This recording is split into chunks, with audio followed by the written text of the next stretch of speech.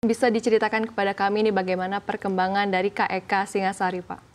Ya, jadi kawasan ekonomi khusus Singasari saat ini sesuai PP yang sedang diberikan pada kami, ada 4 mandat. Jadi pariwisata, riset dan pengembangan teknologi, terus kemudian pendidikan, dan industri kreatif. Baik. Dan kami berusaha mendiferensiasi KEK Singasari ini menjadi KEK yang bottom up, KEK yang community driven, KEK yang berbasis masyarakat. Jadi peran serta masyarakat maupun peran serta manusia dalam KEK ini menjadi sentral on top of memang investasi dan penciptaan lapangan kerja yang memang diharapkan pemerintah. Oke, baik. Berarti kalau misalnya yang lain saat ini gencar dengan investasi infrastruktur, di sini KEK Singasari lebih kepada sumber daya manusianya begitu ya Pak ya? Boleh diceritakan Pak secara detail seperti apa sih sebetulnya untuk berinvestasi di sumber daya manusia ini Pak? Ya, jadi ekonomi 8% itu akan sangat terdorong apabila memang kita memasuki knowledge based economy atau knowledge intensive economy.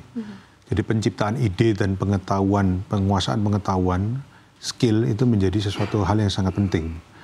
Nah itu di kita on top of pembangunan di sektor pembangunan manusia yang sudah bagus, itu perlu kita terus mutakhirkan agar kita bisa bersaing di kancah global. Jadi skill-skill gap yang memang kita masih identify ada di sana, academic quality yang masih ada gapnya, itu kita berusaha bahwa KEK itu tidak hanya tadi secara fisik maupun secara infrastruktur, tapi secara softwarenya, secara ekosistem, secara stakeholder yang ada itu bisa di seluruh lini pendidikan formal maupun tidak formal, pelatihan, training, sertifikasi itu dia bisa mengantarkan generasi kita itu kepada generasi yang mampu dan berdaya saing. Oke, berdaya saing secara global begitu secara ya Pak global. Ya. Tadi Anda mengatakan soal gap nih Pak. Maksud dari gap ini sebetulnya seberapa besar sih Pak? Gap dari sumber daya manusia di Indonesia sendiri dengan harus mengejar seberapa jauh sih sampai bisa bersaing secara global? Iya, saya berkaca pada India, itu saya melihat Indonesia itu punya peluang dan punya kondisi yang hampir sama dengan India. Di India itu perusahaan-perusahaan teknologi bisa tumbuh berkembang, nyaman di India karena kualitas sumber daya manusia yang tersedia. Jadi satu kantor di sana kami berkunjung di beberapa KEK di India. Satu KEK itu bisa mempekerjakan ratusan ribu digital talent yang memang ada di dalam satu atap. Ratusan ribu. Digital talent digital talent. Iya, jadi itu menginspirasi dan menurut kami Malang itu punya kurang lebih 3 juta. Greater Malang area ada 3 juta penduduk. Angkatan kerjanya itu safe to say 1 juta lebih. Digital talentnya harusnya minimal ratusan ribu. Nah ratusan ribu itulah harusnya bisa kita konversi gapnya sampai dengan kita bisa menyamai kenyamanan multinational enterprises bisa datang dan berinvestasi seperti di India. Oke Pak, ini juga yang menarik, hashtag kabur aja dulu Pak. Pernah lihat nggak Pak? Pernah ya pasti ya. Oke, hashtag kabur aja dulu tuh sempat viral banget Pak beberapa waktu belakangan.